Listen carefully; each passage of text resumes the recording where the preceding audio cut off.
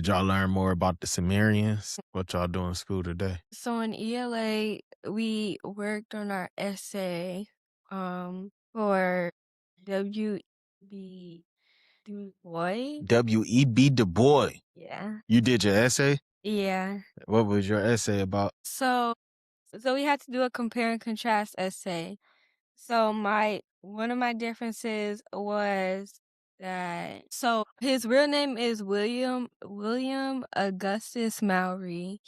When he was a teacher, he didn't buy his own house. He lived in the houses of his students. So How do you do that? because it was so he would there would be terms for teachers, and if the term was for 16 weeks and there were 16 scholars in the school, Maori would live with each student for a week. Why? I'm missing the point. He didn't have nowhere else to live?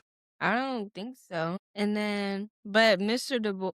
I call him Mr. Boys because that's too long. Why is that too long? That's his name. Yeah, but when you're typing it, that's a lot. But that's still a person's name. I know. So That is his name. You should be respectful enough to say his name correctly. I do say his name correctly. What's his name? His full name? Yeah. W.E.B. Du Bois. So you just only want to say his last name? Yeah. Usually when you're that high, you're addressed by your last name. Okay. And then my second difference was the differences in where they lived or where they grew up. And W.E.B. Du Bois grew up in Nashville, Tennessee, I think. And Maori grew up in Massachusetts. And okay, so Mr. Boys was born in Du Bois. Du Bois was born, yeah, he was born in Great Barrington, Massachusetts. And yeah, Maori was born in, What you mess up? they're both born in Massachusetts.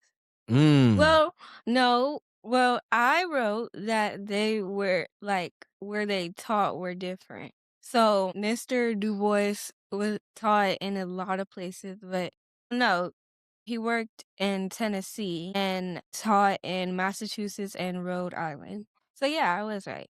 And then their similarities were that they both taught in one classroom place. One room school? Yeah, a one-room school. So, and then and then I just wrote my conclusion and I was done. And then we went to math and we did some more probability. And we mainly just did about coins flipping and what color you would pick out of a pouch, what color crayon. Hey, Jay Sean. What color crayon you would pick Yeah, out of a pack? Yeah, he went around, he went to each student and they would pick a crayon. And then if there was a few reds, a few blues, a few greens, and then you have to find the probability of each color and how much they got chose. So it's 15. So there were three, yeah, it was red, blue, and green. So it was if you're using math terms, it would be 5 over 15 for each one. Or Wait, hold on. Can you tell me again? I got lost. okay, so there was 3 colors, and when there's Red, blue, and green. yeah, and there's 15 students, so each student picked one color, and using probability, you're for every 15, you would technically pick 5 red and 5 blue and 5 green. Why? I don't know about that. Well, if you're using it So math. is there 15 crayons and is there 5 you said there's 15 students, there's Yeah. 3 different colors. So there's 5 of each color and that's it. No. So it's no guarantee that there's going to every student is going to pick. Yeah, that's the point. So all the students can pick red. Yeah. I'm confused. You're making me confused. No, you're confused. No, I'm not. Okay, say it again. Okay, so wait, let me pull it up because now you're confusing me. Yeah. Because I'm smart. Yeah, I am too. Okay, so what Oh, was the problem? okay. So there was a bag of 16 total crayons in it, and there was 4 colors. And This is a whole different problem. well, wait. Okay. 16 crayons, 4 different colors. Yeah. Okay. Well, no, that's the problem. But there wasn't 16 crayons in the bag. There was like, we don't know how much were in the bag, but we used 16. And each person went around, and 3 people got blue, 5 people got green, 2 people got red, and 6 people got orange. And then we had to like make a fraction of the probability for each color.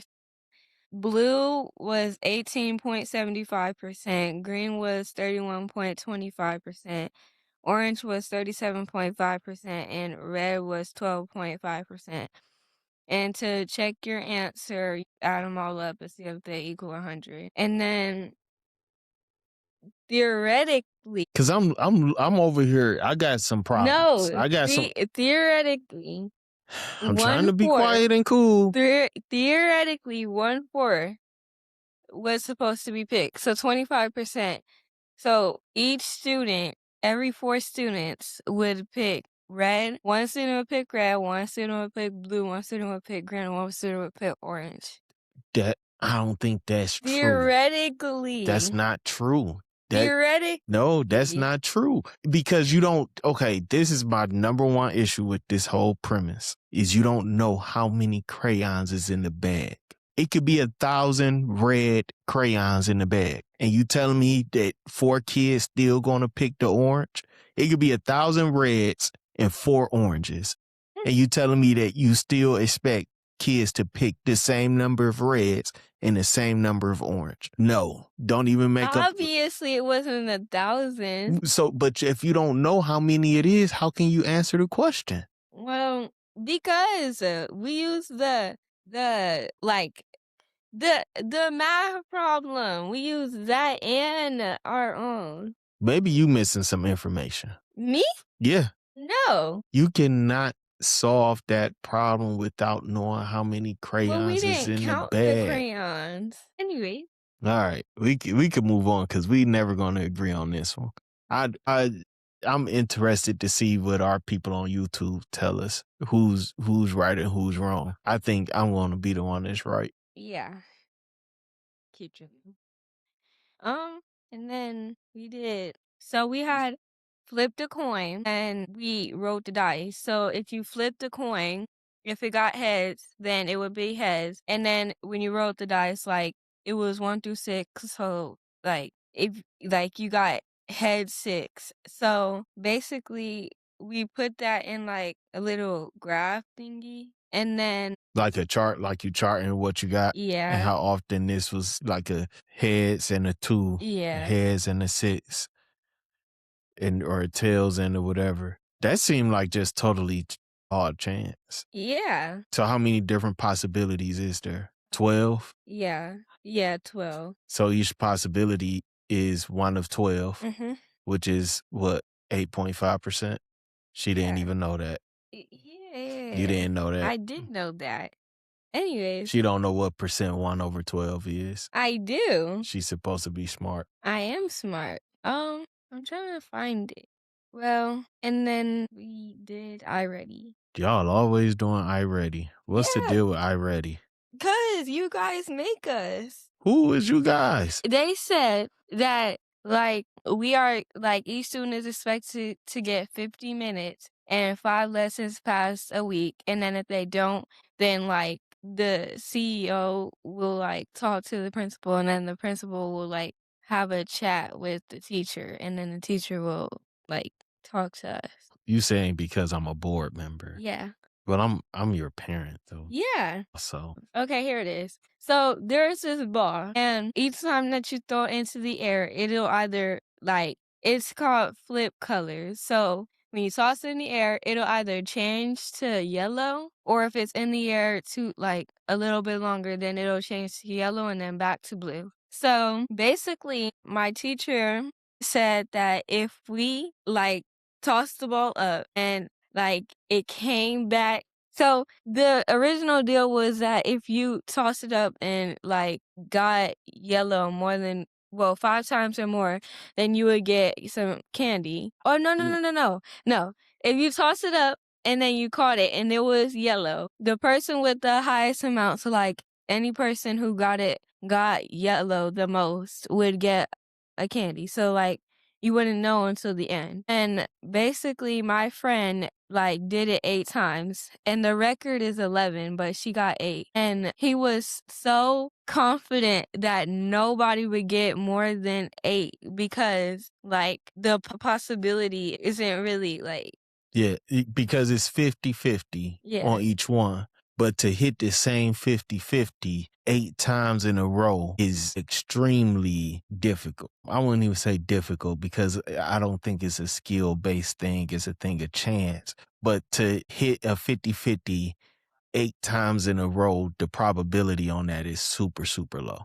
But somebody got it how many times? The max? Yeah. 11. 11 times. That is pretty tremendous because any 50-50 probability, did your teacher go over the probability of hitting the 50-50 once and then hitting the same 50-50 2 times in a row Yeah. and then hitting the same 50-50 3 times in a row? And then by the time you get to 8, it's almost like, well, I'm not even going to get into how many flips it take to get to 1,000,000. But if you think about how many flips it took for us where we was at 8 flips, right? That's the number of chances you will have. Like that, I think it was like 1 out of some big number. I forget what it was, but that was the probability of flipping and hitting it right 8 straight times. So it was pretty unlikely, I would say. But your friend did it. Yeah. That's just a total chance thing, though. There's no skill in that. You know that, right? Yeah.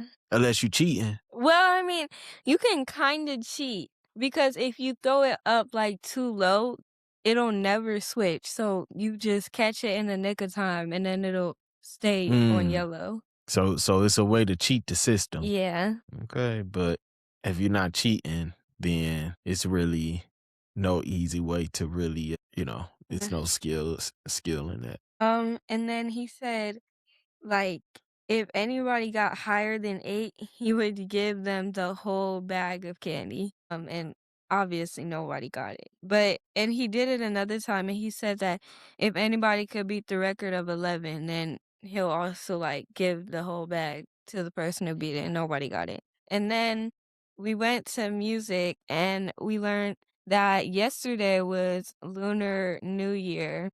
Um The Lunar New Year. So Basically, we just learned about a song that they sing. It's called Gongshi Gongshi. what? Well, I Never heard of it. yeah, well, obviously, but it's called Gongshi Gongshi, and it's basically like a song that like sings about the new year.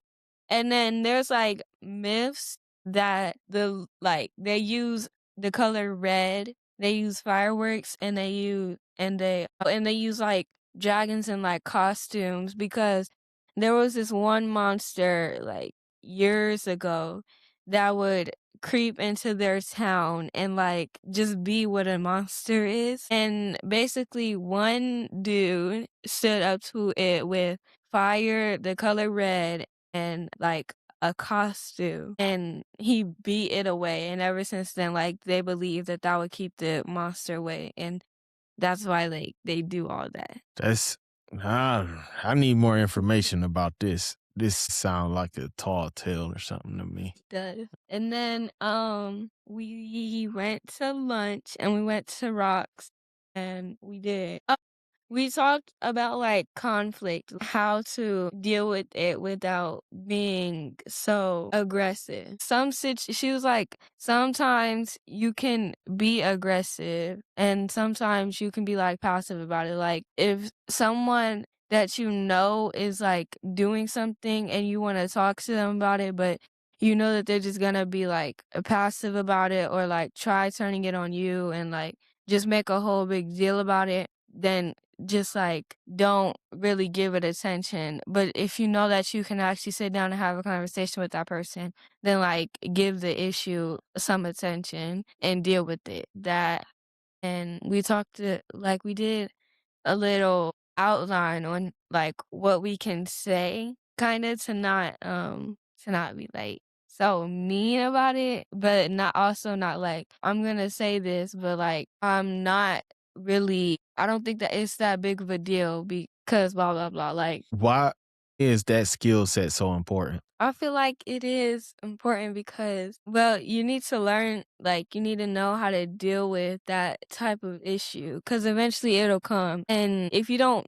like, know how to handle it the correct way, then it's like the issue is never going to stop. Like, if the issue is big with a person who's like passive, then you still, like, I would say that's when you need to say something because they're gonna keep doing it and think that it's okay, but it's not, and you feel some type of way about it. So do you be honest about how you feel about it? Yeah. Why? Because if you're like you really felt sad in that moment or like you felt a deeper feeling and you just say, "Well, I mean like it's fine, but just don't do it again." You're not being truly honest because you know that it hurt. And you saying, "Oh, it's fine," makes the person believe like I can just do this like a few more times. Like it's okay. Like I can spread her business a few more times and that's okay. And she'll just tell me that it's fine or whatever when it really isn't, and you're just holding your feelings in when you can express it. And is it important to express those feelings? Yeah, cause when you hold your feeling in, I mean, it doesn't I feel like it doesn't go the right way, like, you have to talk to a person that you actually know can understand you, like, some people are, like, good listeners, but they only listen to give a response, and we also talked about that. Like, you're not supposed to listen to somebody to give a response, you're supposed to actually tune into what they're saying, not to give, you can give feedback, but that's not why you're listening to actually understand the person. You know, I think the skill set to have conversations with people that you maybe disagree with. I think this skill set to resolve conflict with a family member or a loved one. I think the skill set to talk through a issue, a problem, a challenge, a project with a coworker or a classmate. I think a lot of those skill sets are pretty similar.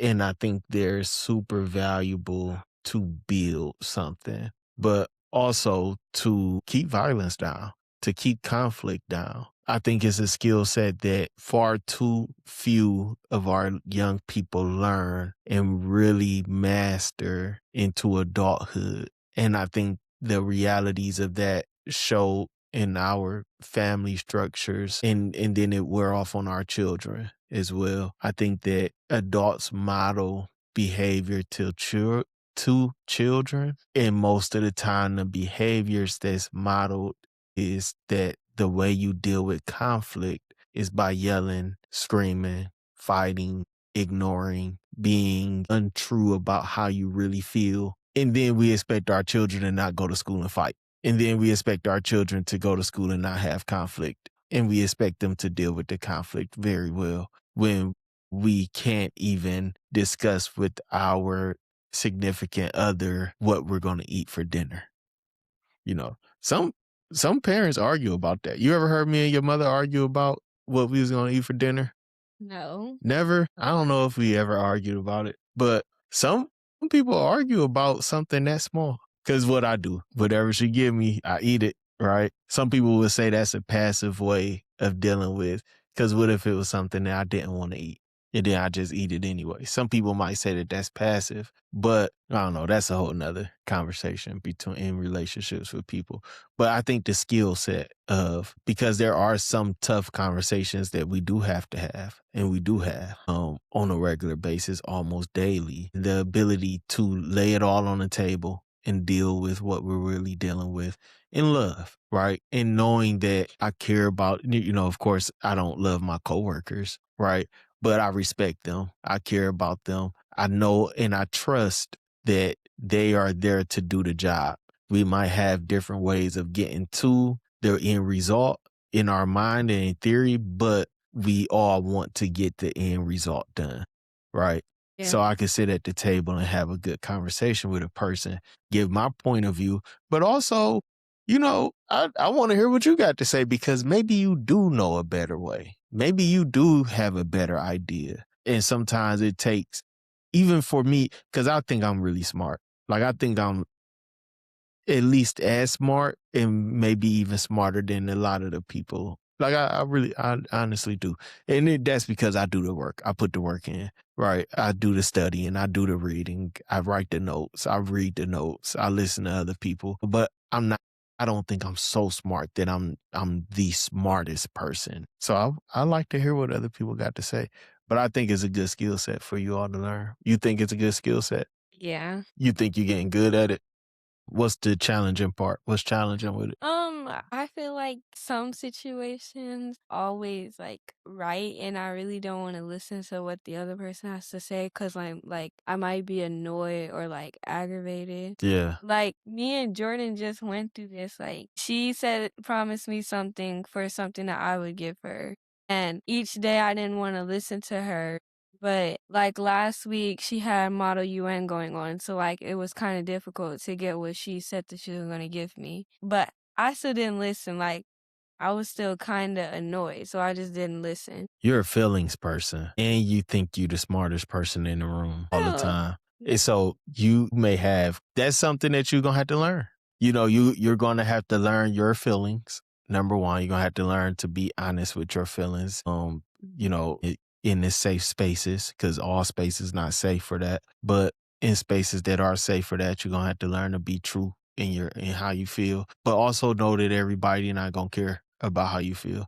How you feel is how you feel. It's not going to make somebody else do something. So, how you feel is not going to make me walk outside right now. It's how you feel. I love you. I care about how you feel, but it's not about to make me go and eat a hamburger right now because you feel sad that I'm not eating, right? So you gotta realize that, but you also gotta realize that you smart.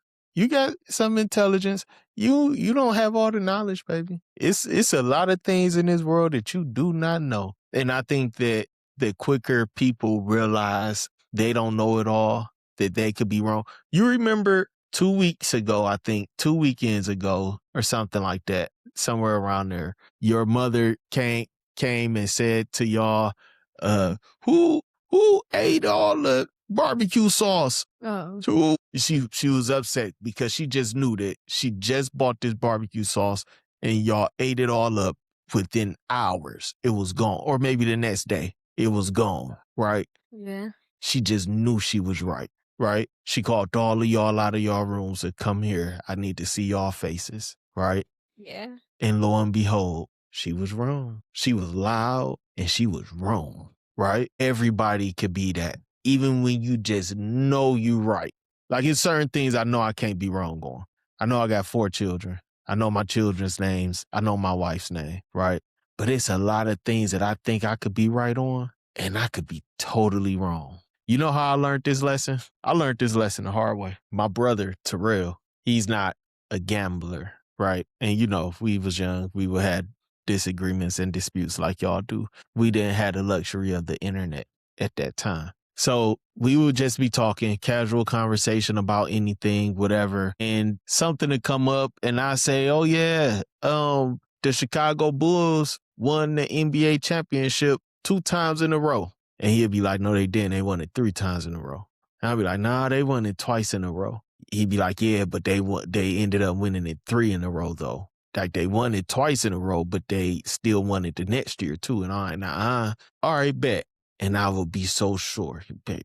I got $10 in my pocket. I know I'm right. I'm about to double my money. Bet $10. He'd bet me $10 and we'd go and look it up. And guess what?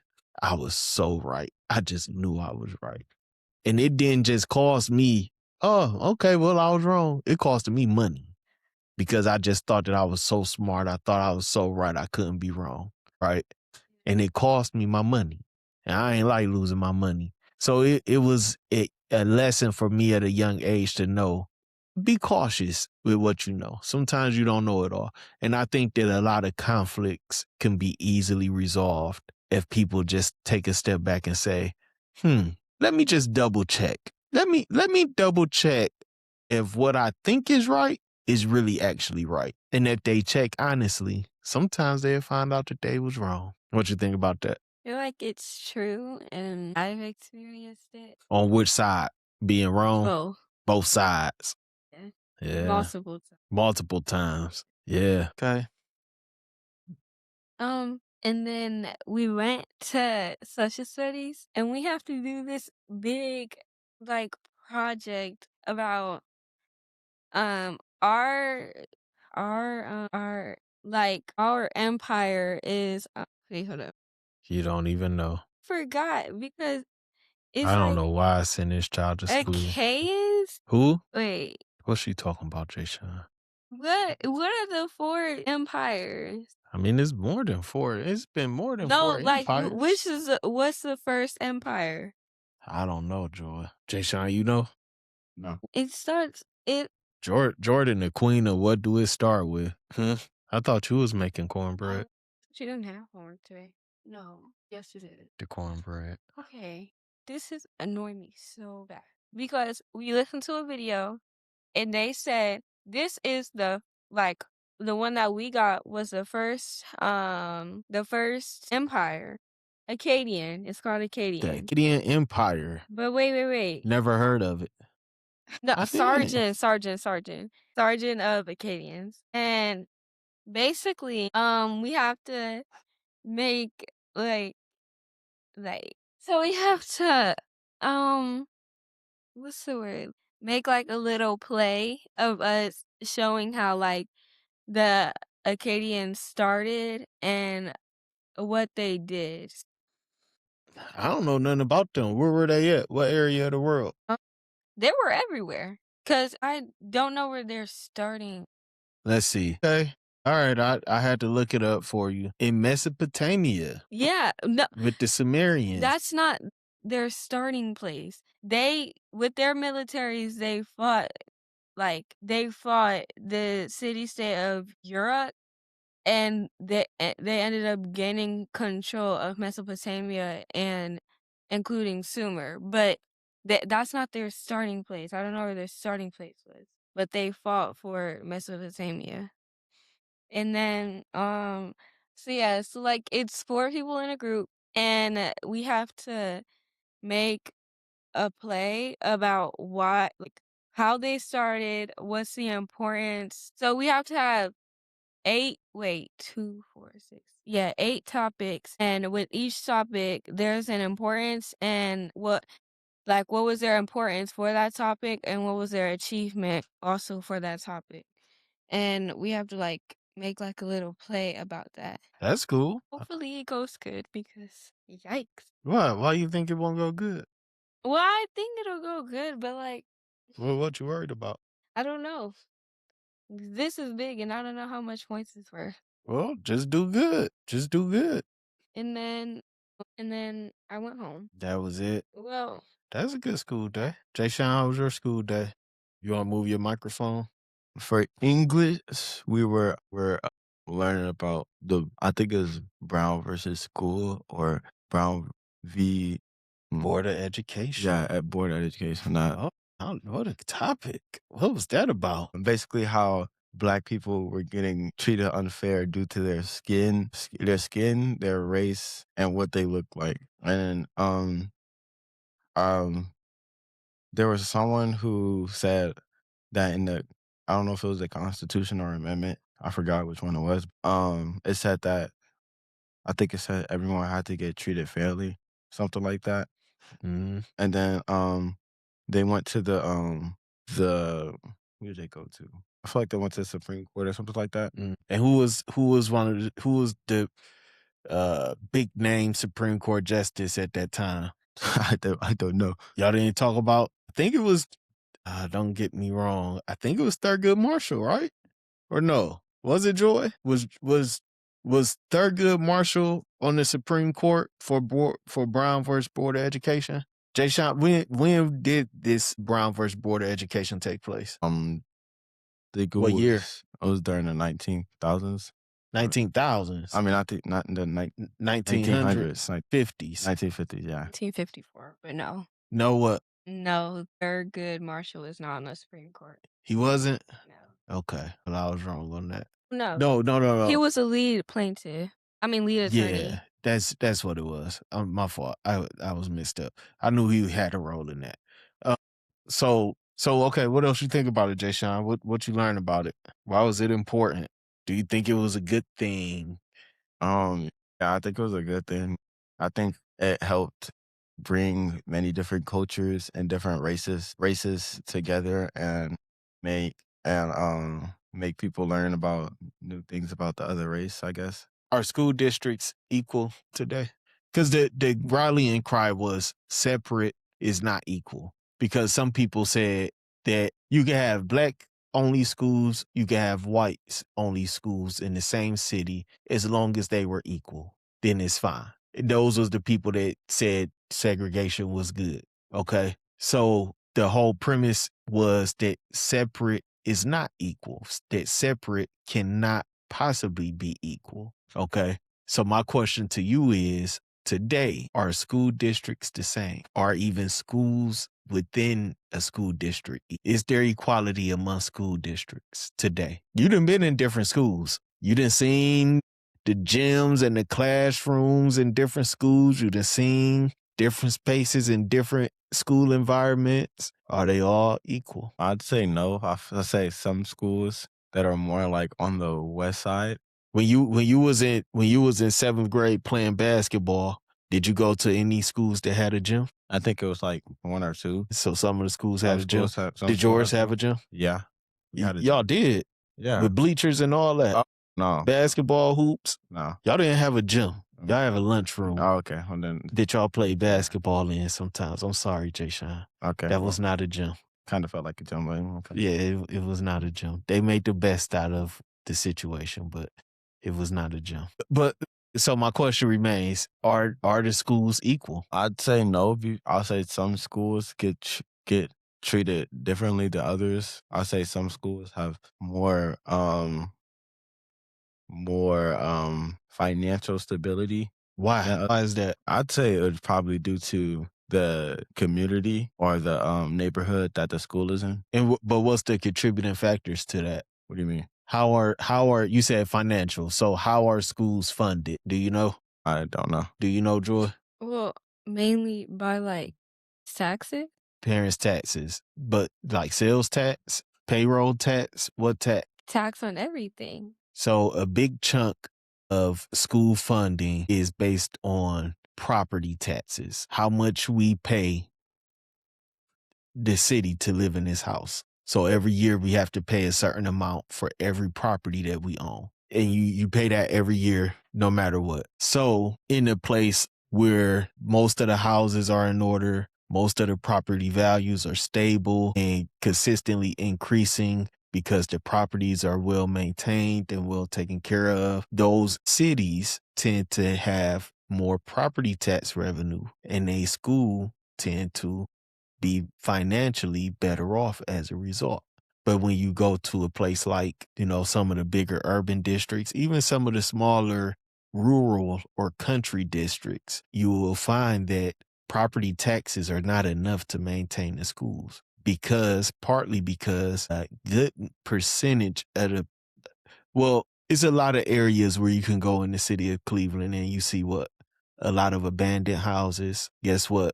Nobody's paying the property taxes on those for the most part. Or if they're paying property taxes, it's a very, very low amount. It's $100 maybe, $150, $200, when we're paying thousands of dollars in property taxes every year. So it's a lot of abandoned houses. It's a lot of houses that, really just straight up need to get torn down. Or it's a lot of empty fields. Think about, you will see it constantly. So a lot of that happened. Y'all heard of white flight? Y'all heard of redlining? No. Okay. So redlining was a practice of, how I sometimes will tell y'all that my father could not have bought this house. The banks would not sell him this house. So what the banks would do is they would get a map of a city and draw where they would give loans and where they would not give loans to black people, or get both, right? So a place like over here, they would give a loan to buy the house for a white man. But if a black man came to try to buy the same house and he had the same amount of money and the same credit, they would not sell him the house. He was blocked out. So a lot of black people were forced into certain areas of the city. Well, when white flight took place, a lot of white people left certain areas of the cities and moved to what? The suburbs. They got special loans, they got good deals to buy houses, and they still live in a lot of those houses today. And that's where you will see Rocky River, Strongsville, Menor, some of these places where the property values are higher, so the tax revenue is higher, and the school districts are better off. And so it was a well orchestrated plan to properly fund public education in some areas and to defund public education in some other areas. And they did it in a way that in theory you could say, well, it's fair. If people built up their houses and paid their taxes, then the school district could be better. But when you deplete the tax paying base and you give them incentives to move out, but you force everyone else to have to stay in the places that is going to crumble and fall, that's what you end up with. What you think of that, Jay Sean? It's strategy and everything. Yeah, I can see that. And so that's what we end up with. And it's not a thing to get upset or get angry with anybody about it. It's a thing to learn from it and realize that, most of the people who orchestrated that whole plan and play, guess what? They don't got no muscles. They can't fight. They didn't have to use no physical violence, right? They use what's called policy and procedure. They use their brain to say, okay, this is how we're going to do this. We're going to make these rules. We're going to make these laws. We're going to do this. We're going to do that. And this is how we're going to continue to have what we need to keep ourselves in position to prosper. And that's what they did. And so that's why it's important for you all to constantly go to school and gain knowledge, gain information, so you can't be strategized into a box. All right. What you think, Jay Sean? School funding, anything. You don't think nothing? No, not really. They're gonna strategize you into a box. I'm just telling you, I'm being honest with you. If you don't have no thoughts, if you don't think, they gonna think for you. You see what I'm saying? I'm not trying to put you down. I'm being honest with you. All right. Yeah. If you don't think, they gonna think for you. You gotta always be thinking about something. So what else going on in school? Whatever. Oh, we gotta get ready for this test tomorrow for about Maslow. What's that about? I'm trying to remember how the triangle went. It was. So it's a triangle. Joy Mank don't know nothing about Maslow. What's the whole thing? You said mad slow? Maslow's, what is it? Hierarchy of needs? Yeah, hierarchy of needs. Yeah, that's what it's called, I think. You thought I ain't know that. I knew you know He that. thought I ain't know. I know you know most of the stuff I'm talking about. He thought that he got me on that one, didn't he, Joy? Just because he got you don't mean he got me. What? You ain't know what he was talking about. Yes, I did. What's Maslow's hierarchy of needs? Belongingness and love needs, esteem needs, and self-accusational needs. Self-accusational. So, okay, Jay Sean, tell me about this Maslow. He kind of just had us do a project where we have to draw it and we have to say what it means and then an example. So for psychological needs, physiological needs. Oh. Physiological needs, that's basically like water, food, stuff that the basic needs of survival is basically what a human uses for basic needs of survival. So okay, let me ask you this. These two different classes, I'm assuming, or was it the same class for your board of education that you learned about? Yeah, it's English and it's health. But do you see, do they play in together? Because when you think about a kid needing to go to school and learn, right? Yeah. What if that kid didn't get nothing to eat? Are they going to be able to go to school and learn? No. What if that kid didn't get good sleep that night? Are they going to be able to go to school and actually learn? No. Because something was going on. People were arguing. People were fighting. I don't know. Whatever was going on, they didn't get to get a good night's sleep. Or because YouTube just was calling them. Roblox was calling them. Like they couldn't get off the Roblox and the YouTube for 10 minutes so that they can get some sleep. Right? Yeah. Can you then, because it's in a triangle, right? Because you got to get to, you can't get to the next level without having a base. Is that what it was explained to you? Yeah. So if you don't get the air, the food, the water, the shelter, the safety, the clothes, then you can't get to the safety, or can you? You can't.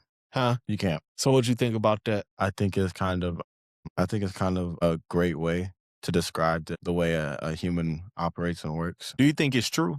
Yeah, I think it is. Why? Because basically, let's say you're out with someone else in the woods and you don't have food, water, and stuff. You're going to put that over everything else. If you don't have food, but you have water, and your friend is like sick or something. For a human, I think they most likely would put themselves over someone else due to that like survival trait that a human has. Joy, what you think? Do you agree? Did you look up the thing? Yeah. What you think? I feel like personally, you can like somewhat sneak to like not having a base but getting to something else. Like you can like you do need food, water, and all of that, but you like if you're walking in the woods and like you're lost and you just find an old cabin and there's no cars parked, none of that. You're gonna put that security and stability over food in that moment.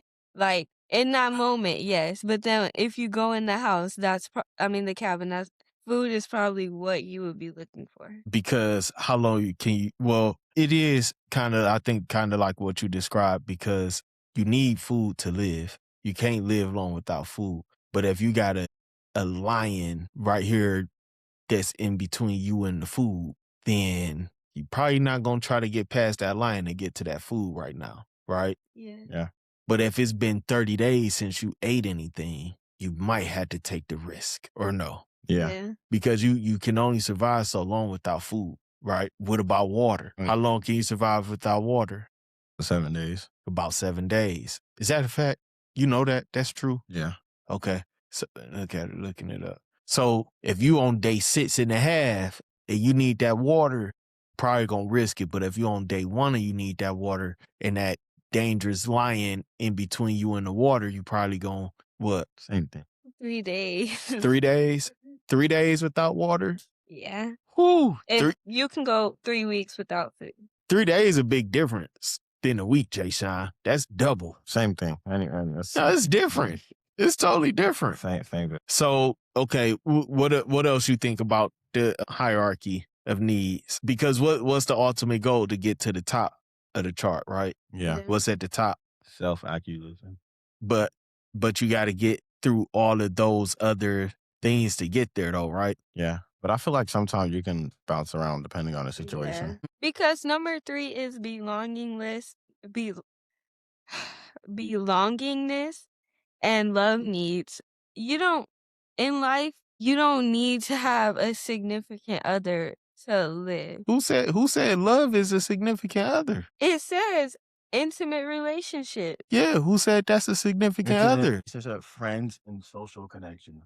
You don't always need to have that. No, yes, you do. If you want to get to the higher 2 levels, yes, you do. One thing my dad used to always tell me and my siblings was, you can't live in this world alone. You can't make it in this world by yourself. You need people. We need people. That's one of the things that in my job I always speak about as being very important, is that kids, even the kids that's in jail, even the kids that's committed some of the worst crimes, allegedly, or actually did, they need to still be around people. They still need to be able to speak to their family members on the phone and in person. The reason is not just to be nice, but if you don't have physical, emotional contact with other humans, you're not going to grow. Like you're not going to get smarter. You're not going to develop.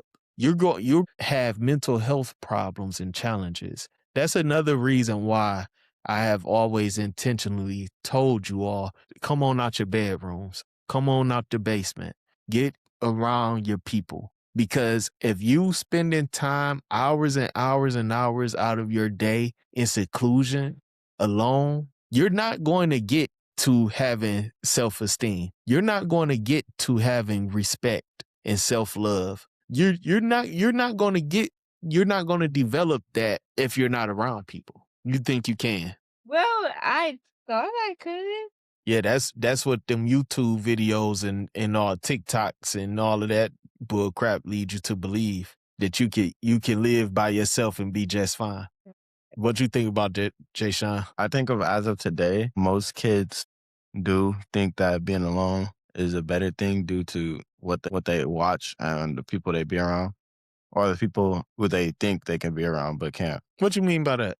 But like how some people like try to be friends with one person, but once they figure out the type of person they actually are, they'll be like, oh no, I don't want to be friends with that person no more. Okay. So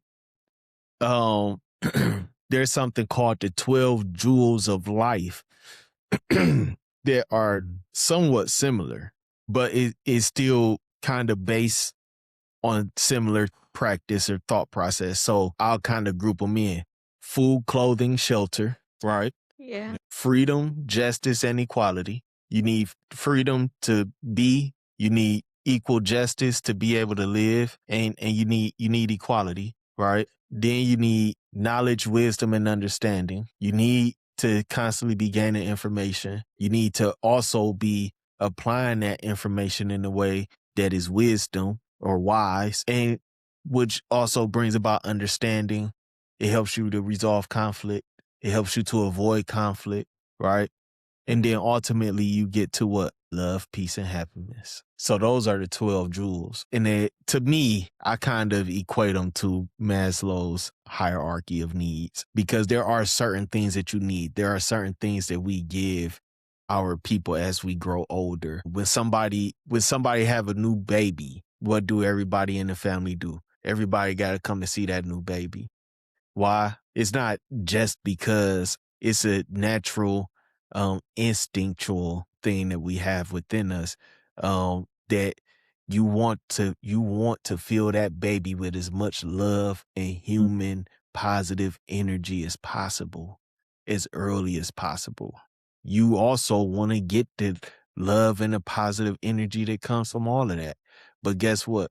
We don't do that with our elders, right? Because our elders didn't already reach that high point, I'm assuming. And sometimes maybe we feel like the elders don't need it, but I think they still do. I think they need it just as much as the little babies. But we give our young people that building block, the safety. Like everybody in society would agree that a little newborn baby should be protected and fed and given nutritious food, and should be safe and should have a safe place to sleep, right? Everybody in society gets outraged if a newborn baby is harmed or hurt, right? So that goes to the safety. Love. Everybody wants to be around a new baby, give the baby love, and even as kids grow, which then you kind of go from kind of external inputs to all the things have been given, right? Everything has been poured into the person. And now by the time you in your mid-20s, you're not expected, but by the time a person is in their mid-20s, now they're showing the esteem, the self-esteem, the status, the strength, the confidence, I would even also say, to be able to go out in the world and do what needs to be done. That comes from, and y'all probably could imagine, I'm a person that got a lot poured into me because I'm confident in the mud. I'm sharp, I'm smart, I got a high self-esteem, right? I spent a lot of time with my father. My father baked a lot of that into me when I was a child. He gave me these 3 bottom parts of the Maslow's hierarchy of needs. My whole life, my father poured that into me, and other people in my space did too. And then as I got older into adulthood, the top 2, but it ain't all me. I recognized that it's not because I was such a great kid that I became a great adult so far. It's because I spent so much time around my father and my uncles and other elders. It's because I spent so much time around my sisters and my brother, and I spent so much time around so many people. I was always with people doing stuff. And so, and they were always pouring into me. And that's how you become. That's how you get to those next levels, that esteem and self-actualization. Right. That's a good thing to learn about, Jay Sean. What you think of it? I think it's important to have it in the society we have today, considering that a lot of people don't like to read or speak out loud or like show off their talents because they're not confident enough to do it. Yeah. You don't got that problem. No. You show off your talents. You confident? Yeah. On a scale of 1 to 10, how confident are you? 10. 10? Yeah. Straight up. Huh? Yeah. Joy, man, how confident is you? Scale of 1 to 10. Like a 6. A 6? Yeah. Jay Sean, you would not thought that she was about to say a 6. Thought you gonna feel like a 9. At least a 9. How confident did you think Jay Sean was gonna say he is, Joy? Like 5. You thought so y'all had it flip-flop turned around. But see, this is even important. Y'all might don't even realize it today, but one day later in life, you maybe will realize it, that these become the moments in life that you cherish, that you remember, that you say, this is what helped me develop the ability to hold a conversation. This is what helped me develop the ability to hold a conversation with a girl that made her like me. Right? Having conversations with people, my siblings, my parents at a table about thought-provoking situations, current events, culture, life, whatever. This helps develop a skill set, but it's also a safe place where you don't have to have all the answers. You don't have to say every word correctly. You don't have to worry about somebody laughing at you or talking about you behind your back. I might laugh at you a little bit, but it's all in love. You know what I'm saying? It's a safe environment to grow and learn in, right? And be comfortable, right? What you think of that, Jay Sean? And one day, I keep telling y'all this, one day your son gonna be watching, Jay Sean Jr. gonna be watching this like, man, why he was wearing that sweater with no undershirt on? I'm talking about the other day. I'm just playing with you. But you get what I'm saying? Yeah. One day your son gonna watch this. He gonna pull up YouTube. He gonna be like, Dad, is that you? Yeah, why not? Of course, he gonna be Jay Sean Jr. And this one gonna be Joy Jr. And that one gonna be Jordan Jr. Yeah, Joy Jr. Listen, I don't care. I'm about to tell y'all this right now. You can hold me to the record. The first kid that you have, I don't care if it's a boy, a girl, or whatever, that baby gonna be named Jay Sean Jr. Oh. What about you? Why didn't you do that? No, What? it makes me feel like they need to like. No. Why didn't you do that? Because I didn't. Okay, he don't have to. Y'all do. What? Why doesn't he have Joy to? Jr. Why doesn't he have to? Just because. I just felt that way right now. So none of y'all gonna be, say, a junior? I mean, Not. I don't want to. It makes it seem like they're like in my shadow. Like it's so like. They are gonna be in your shadow. Jay Sean, are you in my shadow? You gonna be in the shadow. They gonna be in your shadow no matter what. What, you think is too much pressure? All right, Jay Sean, anything else? What else? What else going on? Third period, I didn't do much because I had to go down for get ready for SATs. We ain't taking SAT. March 3rd. Okay, you ready for it? Yeah. It's not that difficult. it sounds difficult. What makes it SAT? It's 3 letters. What sound difficult about that? The way teachers talk What, the about order of the letter? Oh, the way people talk about it. Why people talk about it like it's so difficult? It's nothing but a Because question. it kind of like roots out what you're doing. Like if you fail, you're doing summer school, and if you don't fail, Well, don't fail. How is that but so it sounds difficult? hard. It sounds hard. Y'all, I can't even say it's y'all generation, because it's people in my generation too that don't like to be tested. I like getting tested. I really do, because it's my chance to prove that I'm smart. It's my chance to prove that I know. Y'all, I don't know. Do y'all view it that way? Y'all probably don't view it that way. Or do you? No. How do y'all view tests? I think of it as like a review of what I learned. So do you get nervous about them? Are you nervous about taking the SAT? No. Joy is.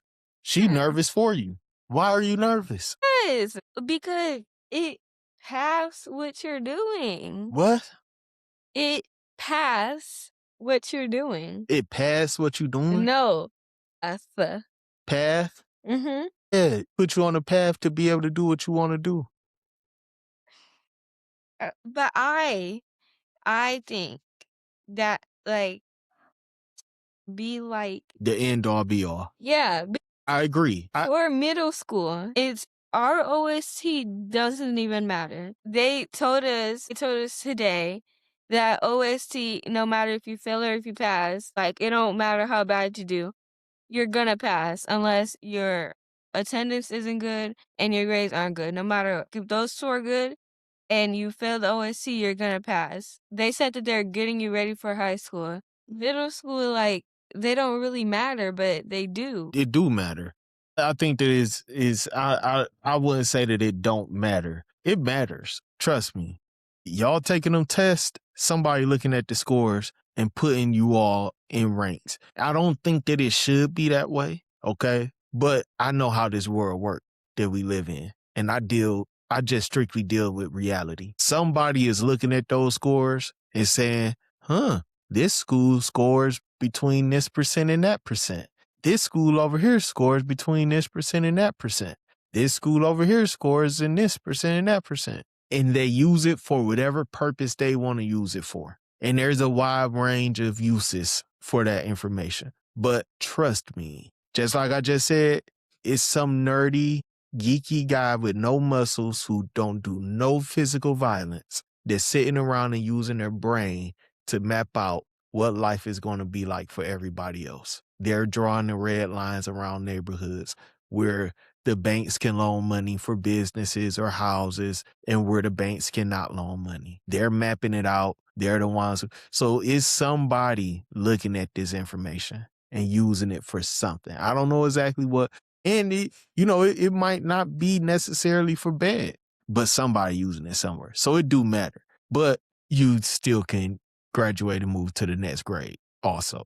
So I get what the premise was, but as your father, I'm just reminding you that every test you take matters for something. Well, I like taking tests. I enjoy taking tests. I get tested every day when I wake up and go to work. I get a test and I get to show and prove how great I am in my job. And on Friday, they give me my report card every other Friday. They give me my report card. You know what it is? What's my report card, Jay Sean? Check. My check. I was gonna say a C. You think I get a C? Yeah, I would say that I get about a C on my report card.